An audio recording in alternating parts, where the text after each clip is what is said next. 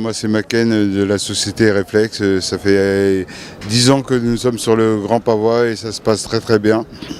Une petite ambiance familiale et chaque fois qu'on vient ici il fait super beau, il fait bon vivre à La Rochelle et j'espère que ça va continuer longtemps.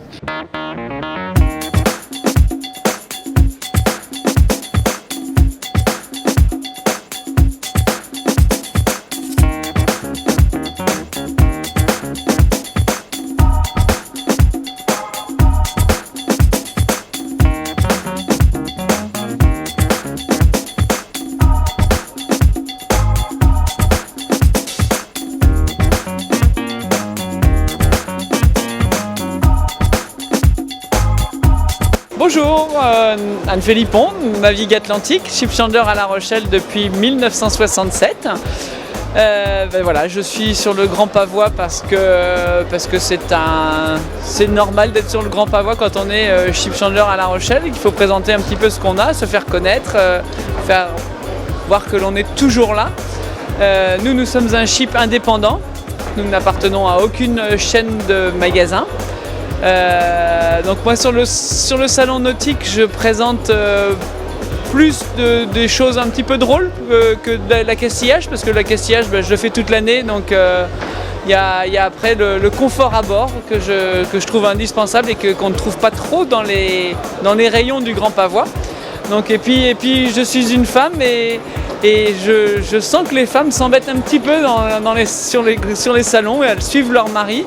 Du coup, on présente de la vaisselle, on présente des pinces à linge, on présente de la nourriture, des ceintures, des sacs.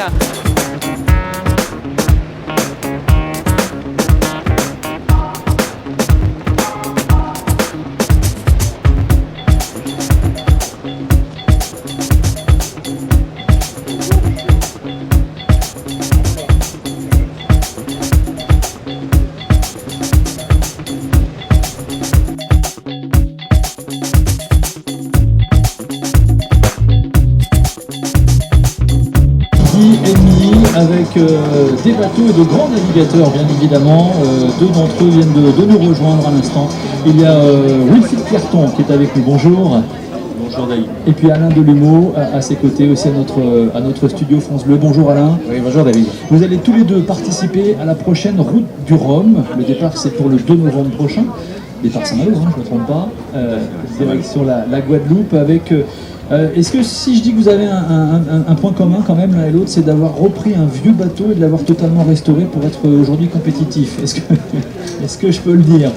Non. Non, c'était pas un vieux bateau. Parlez-nous de votre bateau d'abord. Alain, le Royan, c'est son nom. Oui, Royan. Donc c'est un bateau que nous avons acheté en 2010, parce qu'auparavant on avait un catamaran. Ouais. 8 transatlantiques avec, et puis au retour il fallait le changer parce qu'on commençait à trop tirer dessus. Et puis on cherchait un trimaran, un multi 50 pour naviguer avec les collègues dans cette classe-là, parce que c'est une belle classe, c'est vraiment... Donc, un multicoque, c'est ça? Ouais, c'est un multicoque, 50 pieds. Ouais. Vraiment un Rochelet pure souche, né à La Rochelle. C'est dans les eaux rochelaises que vous avez appris à naviguer? Exactement, oui. Moi, je suis vraiment un Rochelet né ici. Mes premiers bords ont été sur le lac de Villeneuve-les-Salines, c'est un optimiste en bois, pour vous dire. Ah ouais. Et puis après, j'ai fait les places à Jeanne d'Arc sur les clubs corpaux. Et après, je suis tous passé... les enfants qu'on voit dans le Vieux-Port avec leurs optimistes aussi, vous avez tout à fait, toutes les étapes. On a fait toutes les étapes et puis après on a intégré le centre régional, le pôle France, l'équipe de France. Ouais. Et puis après les équipes de France, on fait de la voile habitable. Et puis on est passé de projet en habitable, ça marchait bien, ça me plaisait. On a eu un classe 40 CGMR avec lequel on a gagné pas mal de courses. Et puis les choses ont fait qu'à des moments, il y a des périodes où ça ralentit. Manque de projet, manque de financement, et puis là on s'est dit j'aimerais bien faire le Rhum, mais faire le Rhum mais pas sur n'importe quel bateau, pas à n'importe quel prix. Et donc du coup on a fait... justement de votre bateau, c'est un monocoque vous, hein? C'est un monocoque que l'on inscrit dans la catégorie Rhum monocoque, et c'est tout simplement l'ex-critère 8, donc K8 on dit, ex-critère 8 de Michel Malinowski, qui avait été construit en 80 dans les chantiers Couvreau en Vendée. Qui avait participé dans cette route du Rhum dans les années 80, non? Alors ce bateau, il a gagné déjà la route du Rhum en 1982 en catégorie monocoque, je précise bien en monocoque, pas au scratch. Et ensuite, c'est lui qui a détrôné le record de la traversée de l'Atlantique de Charlie Bart. Et ensuite, on connaît l'histoire, il y a eu tout un tas de multicoques qui sont venus, bien évidemment, rebattre le record. Et qu'est-ce que vous avez dû, vous, sur ce bateau, adapter, les aménagements que vous avez dû faire pour le rendre compétitif là, pour le 2 novembre prochain? Il y a eu de gros changements? On a fait énormément évoluer le plan de voilure, c'est-à-dire qu'à l'époque, Michel Malinowski, lui, il avait des tangons très lourds, des spies symétries. Et donc, pour des raisons de sécurité, moi j'ai tout enlevé. Et on a fait toute une étude avec Jean-François Cruet de Chalonnette et Jean-Pierre Sauvage, le designer, et on est parti sur des spies, des asymétriques, des Jennecker, des Code Zero. Et de ce fait, avec les nouvelles technologies sur la création des voiles, on a un peu le nez, et non plus s'enfourner. Ouais. Donc on devrait gagner en vitesse, en confort, en sécurité surtout. Et donc voilà, le bateau va être bien. Ah ouais. Et l'un l'autre, justement, Wilfried Carton, Alain Delumeau, vos chances pour cette route du Rhum, ce serait quoi? Gagner, vous avez vos chances, oui ou pas? Je ne peux pas dire ça parce que la route est très longue. Vous partez pour, en tous les cas, non? Je ne veux pas trop dire ça encore. On sait jamais ce qui peut arriver en mer, il y a tellement de choses qui peuvent arriver. Voilà, déjà d'être au départ, ça va être une belle victoire pour l'un et l'autre, je pense. Ouais. Être à l'arrivée tous les deux, ça sera magique. Alain, vous allez pour gagner? Écoutez, là dans la classe, c'est quand même une classe il y a quand même des ténors dans la classe. Les 3 ou 4 premiers sont pratiquement intouchables, et après on est là. Je pense que dans la classe plus de 50, ça va y avoir une grosse bagarre. C'est-à-dire qu'il y a les plus rapides qui sont beaucoup plus légers de nouvelle génération. Ensuite il y a nous, et après les autres derrière.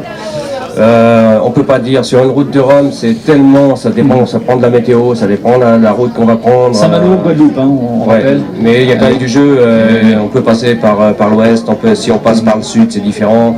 Il n'y a pas de, là c'est pas facile sur une vitesse, les vitesses pures, on sera pas les premiers. Et qu'est-ce qui vous motive vraiment dans ce type d'épreuve, vous les marins? C'est quoi par rapport aux autres? C'est vraiment d'affronter les éléments? Qu'est-ce qui vous plaît vraiment quand vous faites une compétition comme la route du Rhum par exemple? Non, c'est la passion.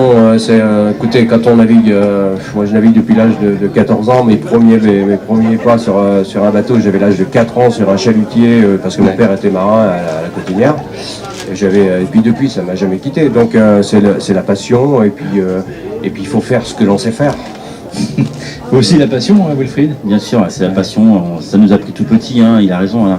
C'était pareil. Hein. Plus que la gagne et la compétition? La compétition et la gagne, ouais, voilà, ça va de pair, mais c'est surtout la passion avant tout. Et c'est vrai que sur une course telle que le Rhum, c'est tellement long, il y a différentes options que tout peut se passer. J'ai l'impression que le plus dur pour l'un et l'autre et pour l'ensemble des marins, souvent, c'est de trouver les fonds pour avoir un beau bateau et pouvoir se lancer comme ça. Hein. Ouais, complètement, c'est surtout difficile. La course au budget, bien travailler avec les partenaires. Après, j'aurais tendance à dire, lorsqu'on a bouclé le budget, ce qui n'est pas monté encore, presque. Ouais. Après, sur l'eau, c'est que du bonheur, quoi. Ouais, puis ça s'improvise pas. Une route du Rhum, on part pas comme ça en claquant des doigts.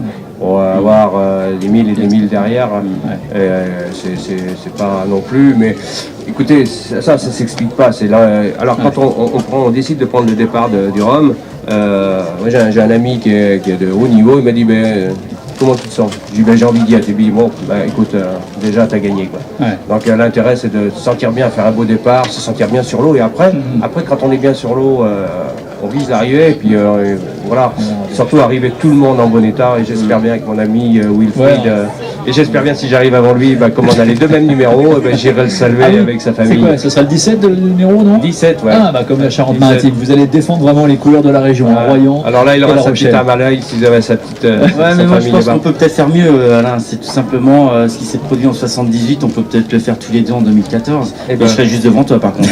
Écoute, ça sera tout l'honneur sera pour toi. On aura un monocoque et un trimaran. La compétition, c'est pas important. Quand même.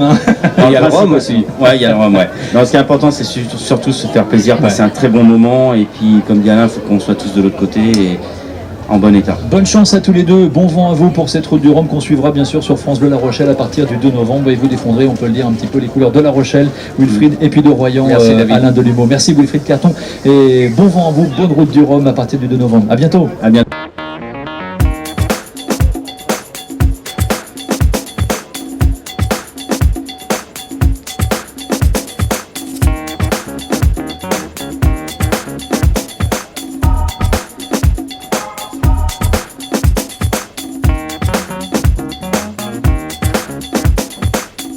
avec Josua, à Josua qui vient tous les ans au Grand Pavois. Venez nous voir, vous verrez que ce bateau est unique. Il est unique parce qu'il date de 68. 68, c'était le Globe. Le Globe, c'est le premier tour du monde. Le premier tour du monde, c'est celui qui a fait le Vendée Globe. Venez nous voir, nous sommes ici au Grand Pavois pour jusqu'à lundi. Des personnes viennent nous visiter, viennent adhérer à notre association, l'association des Amis du Musée Maritime de La Rochelle, où nous comptons 900 adhérents. 900 adhérents qui viennent de temps en temps naviguer sur Josua. Nous avons 35 chefs de bord et seconds qui s'occupent de Josua, car Bernard Moitessier avait dit « le bateau doit naviguer ». Il ne doit pas rester simplement au musée. C'est un bateau qui doit naviguer et aller en Bretagne, dans les Pertuis et même plus loin. Ce bateau est mythique. Il a parcouru les mers océanes, il a été dans les 40e. C'est un bateau que tous les marins connaissent. Nous, à l'association, bientôt, beaucoup de bateaux mythiques nous rejoindront. Ce Josua, c'est la vie de plein de marins, plein de rêves. Vous venez tous naviguer sur Josua et après vous partez sur ce bateau au large. Donc n'hésitez pas, venez nous rejoindre. C'est un mythique bateau qui pourra vous emmener sur les mers. Voilà, c'est une aventure qui continue. Bon bonjour à tous, bienvenue à l'Amicale Rochelaise de pêche sportive en mer, association qui date de 1962, c'est dire, avec 141 pêcheurs et 60 bateaux, qui allie la pêche sportive de compétition et la pêche de loisir. Donc on accepte absolument tout le monde, du poussin jusqu'aux vétérans, y compris les dames, que je ne dirais surtout pas, puisque nous en avons ici 2 dignes représentantes, donc qui sont des accros de la pêche sportive en mer. Et donc aujourd'hui, nous sommes présents au Grand Pavois uniquement pour communiquer, pour faire savoir qu'on existe, avec le plaisir de faire partager la passion que chacun connaît quand on a une âme de pêcheur ou qu'on a envie d'aller à la pêche en mer.